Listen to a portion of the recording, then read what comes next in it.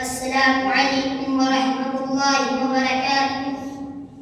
الحمد للہ وحدہ والصلاة والسلام على من لا نبی بعدہ وعلى آلہ وأصحابہ اجمعین. اما بعد. قال اللہ تعالی: اعوذ باللہ من الشیطان الرجیم. بسم اللہ الرحمن الرحیم. وما خلقت الجن والانس الا ليعبدون.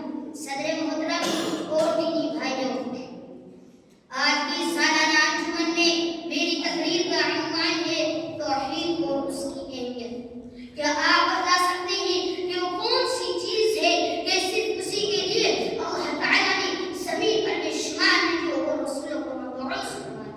وہ کون سی چیز ہے جو دین اسلام کی روح ہے؟ وہ کون سی چیز ہے جس کے ذکر سے قرآن کریم بنا پڑا ہے؟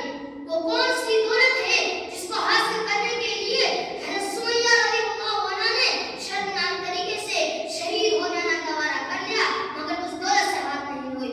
وہ کون سی چیز ہے جس کے لیے صحابہ کرام نے اس قدر تکلیفیں اٹھائی ہیں؟ جی ہاں میرے بھائیوں، وہ چیز توحید ہے. وہ دولت توحید کی دولت ہے.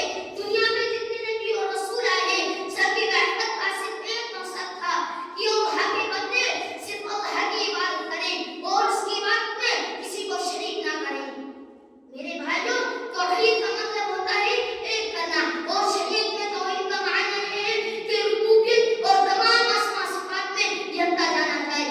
اگر اس کے علاوہ کسی کو رب مانا جائے تو یہ بھی توحید کے خلاف ہے، اور اس کے علاوہ کسی کی عبادت کی جائے تو یہ بھی توحید کے خلاف ہے، اور اس کی صفات اور اس کے ناموں میں جس میں وہ اللہ کے لیے استعمال ہوتا ہے اور کسی کے لیے استعمال کی جائے تو یہ بھی توحید کے خلاف ہے. میرے بھائیوں، مسلمانوں کی کاری کہاں ہے جب تک ان کے سینوں میں توحید کی دولت تھی؟ اس زمانے میں سرفراز تھے، صحابروز تھے، لیکن جب توحید کو چھوڑ کر مسلمان شرک کی غلاظتوں میں مبتلا ہو گئے، اسی دن سے مسلمانوں کی زوال کی کہانی شروع ہوئی. علامہ اقبال نے لکھا تھا کہ توحید کی امانت سینوں میں ہے ہمارے، آسان نہیں مٹانا نام و نشان ہمارا. مگر حقیقت یہ ہے کہ دھیرے دھیرے مسلمان اس دولت سے ہاتھ دھوتے چلے جا رہے ہیں. وہ مذہب اسلام جس نے عقیدے توحید پر اس قدر زور دیا تھا کہ شرک کی طرف لے جانے والا ایک معمولی سا کلمہ بھی زبان پر لانا جائز نہیں قرار دیا. اسی مذہب کے ماننے والے جگہ جگہ اپنی توحید کو مٹا کر شرک و بدعت کی امین کرتے چلے جا رہے ہیں.